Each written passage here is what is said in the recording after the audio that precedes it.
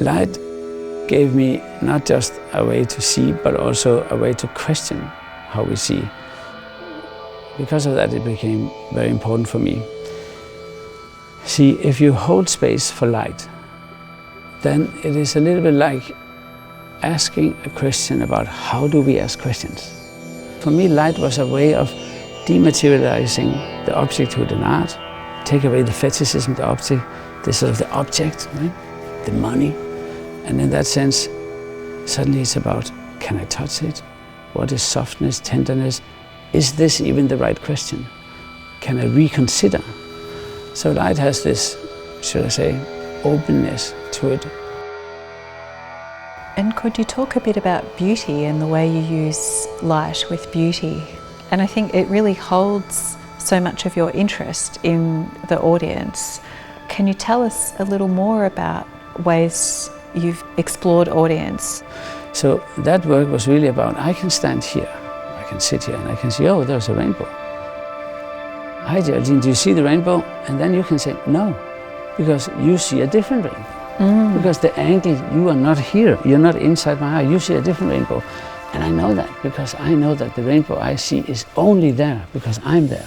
If I go out, that rainbow is gone. Your rainbow is still there because you didn't leave.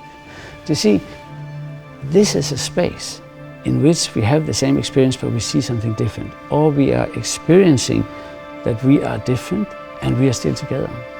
We need spaces where we can share an experience without having to be the same.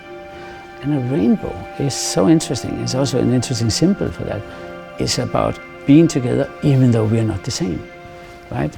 It's also a peace symbol. It has so many meanings. It's a scientific little conundrum, a miracle, of course, with Newton and all of that, but also just that from the Genesis in the 9th book of Genesis in the Old Testament and all and the rainbow appears, the peace after design. The ark, was it?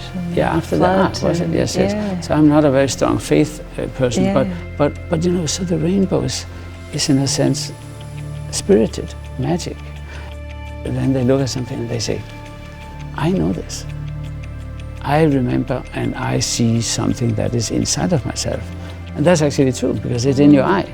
If you close your eye, there's no rainbow. There is no angle, there's no 47 degree, right? So the beauty of beauty is that it is something that you are not receiving. And this is, I think, maybe my punchline. You're not just receiving beauty. No, it's about producing. It's about becoming a co-producer and not being a consumer. If you are being granted the authority or the generosity of co-producing the museum, the experience, then you are also important, which means you are good enough to actually participate, to give, and you leave the museum and say, that's not bad, they needed me. They used, you know, my eye to do that whole thing with the rainbow. I was important. My presence was valid. I didn't really make you see it. You made the experience. You know, this is in a sense a dimension where beauty actually is really beautiful. And that's nice because where do we go and feel that our presence is valid?